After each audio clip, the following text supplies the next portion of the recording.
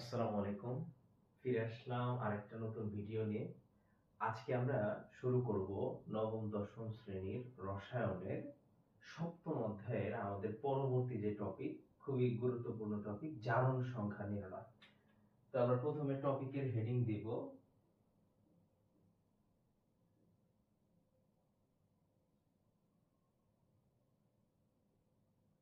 আর এখান থেকে প্রশ্ন আসে। তাহলে আমরা প্রথমে একটু প্রশ্নটা লিখি। একটা প্রশ্ন আমি লিখলাম যে আমি বললাম H2SO4 যৌগে S এর জারণ সংখ্যা নির্ণয় করো।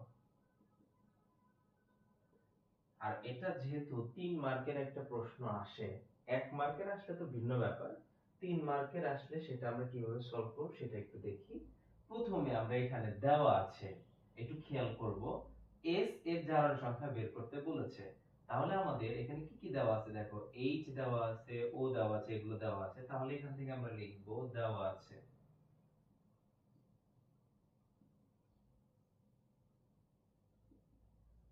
দেওয়া আছে এখানে H2, এটাকে আমরা লিখব H2 বা 2H এর জারণ সংখ্যা সমান, এখানে 2 আছে তাহলে 2 গুণন, আর হাইড্রোজেনের জারণ সংখ্যা +1 ও হয় -1 ও হয়। কিন্তু এখন কথা হচ্ছে এখানে কোনটা কোন সময় প্লাস হবে কোন সময় মাইনাস হবে। মনে রাখবা, H যদি কোন সময় সামনে থাকে সব সময় সে প্লাস হবে। কথা কি বোঝাতে পারছি? সব সময় যখনই H সামনে থাকবে তখনই সেটা প্লাস হবে। তাহলে H এ +1, তাহলে এখানে +1 দাও, গুণ দিলাম, তাহলে কত হবে +2 দিলাম আমরা। আর এসিডটা তো দরকার নাই কারণ এটাই বের করতে হবে, তাহলে O4, তাহলে আমরা লিখব O4 বা এর আগের মতো H2 কে আমরা কি লিখছিলাম 2H, তাহলে O4 কে আমরা লিখব 4O এর জারণ সংখ্যা। দেখো অক্সিজেনের জারণ সংখ্যা এখানে কত, তাহলে 4 গুণন অক্সিজেনের -2 করে, তাহলে কত হবে -8। এখন অক্সিজেনের জারণ সংখ্যা তিনটা হয়, একটা -2, একটা -1 আর একটা হচ্ছে -1/2। ওগুলো আমরা -1 -1/2 ওটা আমরা পরে দেখবো, আপাতত এটা দেখি। তাহলে এখন আমাদের সবগুলো বের করেছি, এখন আমরা ডিরেক্ট লিখবো আমরা জানি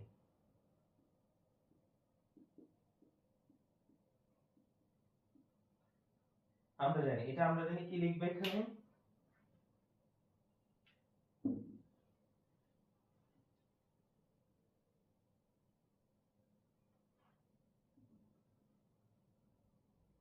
আমরা জানি এখানে লিখবো যে যৌগটা দেওয়া আছে, তাহলে আমরা লিখবো H2SO4 যৌগের জারণ সংখ্যা।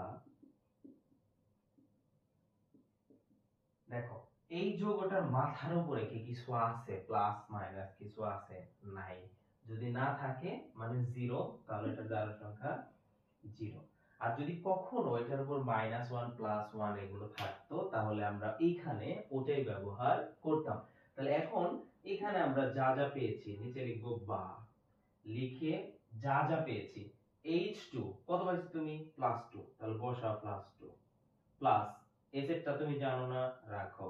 আর এই যে O4 এটা তুমি কত পাইছো -8, তাহলে প্লাস -8 আমি দিলাম ইকুয়াল টু 0, মানে সবগুলো আমি যোগ অবস্থায় রাখছি। বা এখানে দেখো তো +2 আমি রাখলাম, প্লাস s রাখলাম, প্লাস আর মাইনাস গুণ করলে -8 ইকুয়াল টু 0। বা এখান থেকে আমি কি করতে পারি, +8 -8 আর +2 যোগ বিয়োগ করলে -6 হয়, অর্থাৎ s -6 ইকুয়াল টু 0 বা s ইকুয়াল টু +6। তার মানে H2SO4 যৌগে s এর জারণ সংখ্যা +6। আশা করি বুঝতে পেরেছো, কোনো সমস্যা নাই। এখন আমরা আরেকটা যদি প্রশ্ন নেই, ধরো আমি এখানে বললাম থাকুক,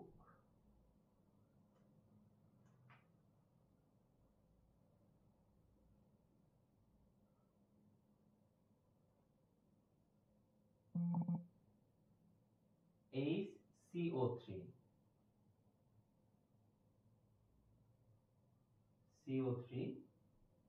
মাইনাস, মনে রাখবেন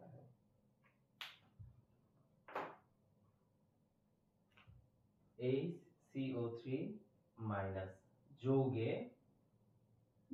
সি এর জারণ সংখ্যা নির্ণয় করো। আমি এটা বললাম।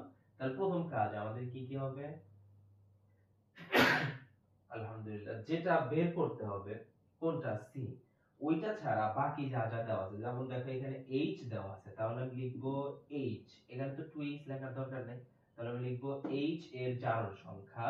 তাহলে কত হবে? এখানে শুধু একাই আছে, তার মানে এখানে +1 হবে। ওকে, +1 দিলাম। এরপর আর কি আছে এখানে? O3। তাহলে আমরা O4 এর জায়গায় O3 লিখবো, 3 বা যেটাকে 3O লেখা যায়। এর জারণ সংখ্যা একটু আগে বলছিলাম কিভাবে বের করব। তাহলে এখানে 3 আছে, 3 গুণন -2 তাহলে -6। এখানে আমরা তাহলে যে আগের মতো কি লিখব, যে আমরা জানি পুরা যৌগ, এই যে এইটুকু HCO3 এর জারণ সংখ্যা সমান, তাহলে এটার জারণ সংখ্যা কত হবে? আমি বলেছিলাম যে এটার মাথার উপরে যা আছে, দেখো তো মাথার উপরে কি আছে? মাইনাস, সুতরাং আমরা এখানে -1 ব্যবহার করব। করেছি? ওকে। বা এখন যা যা পেয়েছো, H এর জারণ সংখ্যা কত পেয়েছো? +1। C থাকলো। অক্সিজেনের O3 কত পেয়েছো? -6। আর প্লাসের সাথে গুণ করলে -6 হয়ে যাবে। ঠিক আছে? এর জারণ সংখ্যা ইকুয়াল টু -1। বা দেখো এখানে কত আসে? +1 -6 কত আসবে?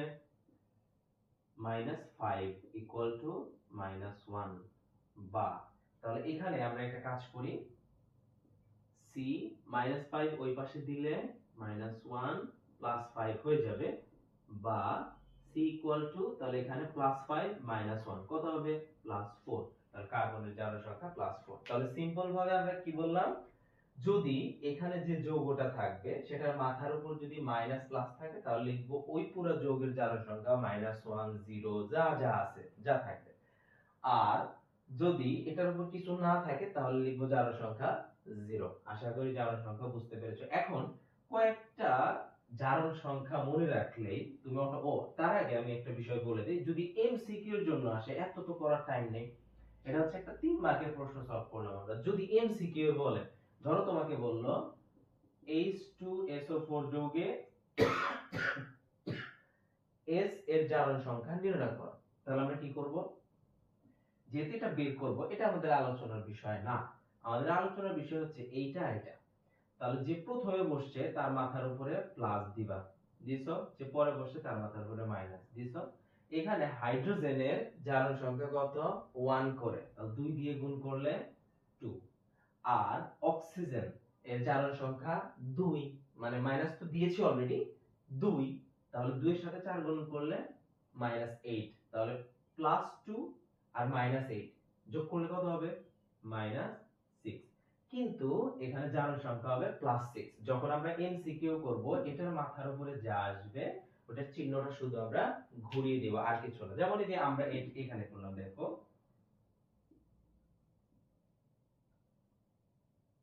CO3 মাইনাস, এটা কিভাবে হলো আমরা একটু দেখি এখানে। তাহলে এইটা একটু আলোচনার বাইরে রাখি আমরা। আমরা হাইড্রোজেন, তাহলে এটার মাথার উপরে প্লাস দাও, মানে +1 দিয়ে দাও বোঝার জন্য। সি রাখো। ও ও কত হবে? O3 এখানে হবে হচ্ছে -6। তাহলে একটু একটা কাজ করো, এখানে আগে ওই মাইনাসটা বাদ রাখো, ধরো মাইনাসটা আছে, তাহলে এখানে যোগ বিয়োগ করো, কত হয়? যোগ বিয়োগ করলে -5। আর সাথে এখানে আমি কি বলছিলাম যেন, এখান থেকে -5 যা হবে, এখানে -5 হোক, -6 হোক, প্লাস হোক, ওটা ঘুরে যাবে। তাহলে এখানে -5টা হয়ে যাবে +5। এই যে -1টা এখানে দিয়ে দাও, তাহলে কত হবে? +4, তার মানে এটার জারণ সংখ্যা হবে +4, এটা সহ আর কি। বোঝা গেল কথাটা? মানে আমাদের কথা হচ্ছে যে এখানে প্রথমে আর লাস্টে আগে মাইনাস প্লাস দিয়ে নিব, প্লাস মাইনাস দিয়ে নিব, এরপর এখানে যা আছে ওটা গুণ করব, মানে এটা নিজস্ব জারণ সংখ্যার সাথে গুণ করে যোগ বিয়োগ করে যা আসবে, এখানে যা আসবে ওইটাকে ঘুরিয়ে দিব। মানে এখানে -6 আসছে, তাহলে জারণ সংখ্যা হবে +6। যেমন এইখানে, এই যে এখানে আলটিমেটলি আসে সব যোগ বিয়োগ করে আসে এখানে, এই যে এখানে তোমার কত আসে -5। তো আমি কি বলছিলাম, এই -5টা মনে করো ঘুরে যাবে +5, তাহলে +5 আর -1 কত হবে +4, তার মানে এখানে কার্বনের জারণ সংখ্যা +4। আশা করি জারণ সংখ্যা বুঝতে পেরেছো। এখন আমি তোমাকে বলবো কিছু জারণ সংখ্যা, কিছু মৌলের জারণ সংখ্যা।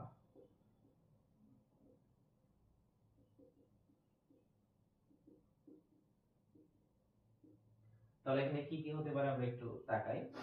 আহ, প্রথমে আমরা মনে রাখবো Na, এটার জারণ সংখ্যা +1, H এটা হচ্ছে +1 ও হয় -1 ও হয়।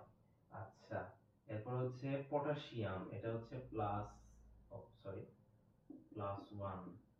আচ্ছা, এরপর তোমার ম্যাগনেসিয়াম, এটা হচ্ছে +2। মোটামুটি এগুলো জানলে হয়। অক্সিজেন হচ্ছে -2, -1 আর -1/2, এটা আমরা দেখবো, এখনই দেখবো। আর এরপর এইগুলো গেল, আর কি আছে, এস, এস এর জারণ সংখ্যা +6, এটাই হয়, মানে +2 হয়, +4 হয়, +6 হয়, কিন্তু অধিকাংশ ক্ষেত্রে আমরা দেখবো +6 হয়। এরপর হচ্ছে কার্বন, তার জারণ সংখ্যা +4 হয়। আচ্ছা, এখন আমরা এই বিষয়টা একটু দেখবো যে অক্সিজেনের কেন এটা এরকম। তাহলে আমি একটু এগুলো মুছে দিই। দেখো, যদি কোনো জায়গায় অক্সিজেনের জারণ সংখ্যা -2 হয়, সেটাকে বলা হয় অক্সাইড ডিরেক্ট। আর যদি কোনো জায়গায় অক্সিজেন জারণ সংখ্যা -1 ব্যবহৃত হয়, সেটাকে বলা হবে পার অক্সাইড। আর যদি কোনো জায়গায় অক্সিজেন জারণ সংখ্যা হাফ ব্যবহৃত হয়, সেটার নাম হবে সুপার অক্সাইড। যেমন আমি এক্সাম্পল দিচ্ছি, ধরো আমি এখানে বললাম MgO, আমি বললাম এখানে অক্সিজেনের জারণ সংখ্যা কত, তাহলে আমি ওই যে আগের মতো কি করব, এখানে আমি জানি না ধরো, তাহলে এমসিকিউ আকারে বের করার চেষ্টা করছি। Mg এরটা কত বের করলাম +2, আর আমরা জানি সম্পূর্ণ যৌগটাকে 0 বানাতে হবে, এর আগে মিলাও, সবগুলো যোগ বিয়োগ করে 0 হয় এরকম। তাহলে এখানে +2 হলে এখানে -2 রাখতে হবে। তাহলে দেখো ম্যাগনেসিয়াম, এটা MgO, ও এর জারণ সংখ্যা কত -2 হলো, তাহলে এখানে আমরা বলতে পারি এটার নাম কি হবে, ম্যাগনেসিয়াম অক্সাইড গেল। ওকে, আমি যদি এখান থেকে ধরো এরকম एग्जांपल দিতাম তোমাকে,